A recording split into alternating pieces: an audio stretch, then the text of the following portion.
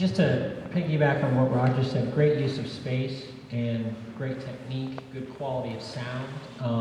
I like the fact that you guys really kept what I like to call the V snare line, not a lot of pushing forward, pulling back, okay? For some of you younger players, the best way to do that is literally go home, set it up. If you have a black practice pad, put a white piece of tape where that stick should go, so you can look down and see if when you start to drum, if you're pushing forward, pulling back, variations on the theme. You guys really had a nice consistency with that, okay? Tenors, you guys did a great job on the straight line, eights, that kind of stuff coming across.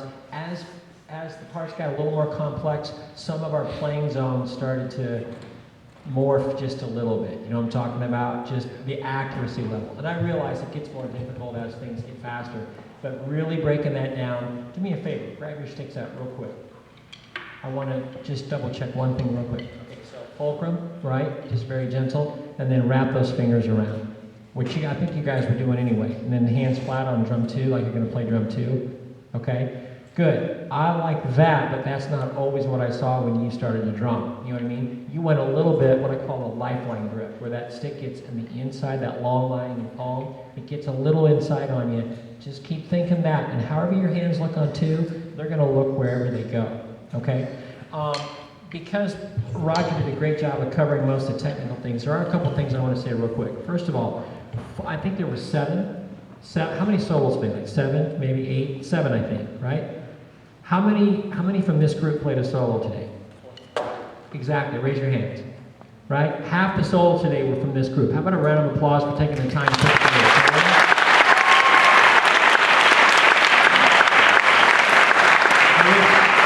I wish you could have been there to see them, but I'm glad you're doing that. And some of you who are going to come back next year, come back, bring solos, please do that. Take the time. It's such an amazing thing. It makes your ensemble that much stronger if you have people who are confident in performance, have a performance level to get up and do a solo. Really makes for a very strong ensemble. In fact, Roger commented on that earlier today. His way he thinks of the snare line is it's got 8 or 9 soloists. Okay? And my last thank you goes to Mr. Brad Halls, the man with the camera right here. All right.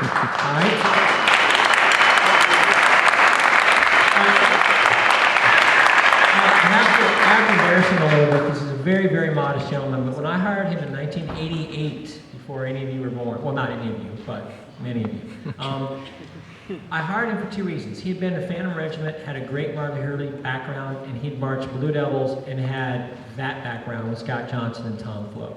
And what he brought to the table really, in so many ways, helped turn the corner for the Cavaliers. And I got to play a Brad Halls exercise from 1990.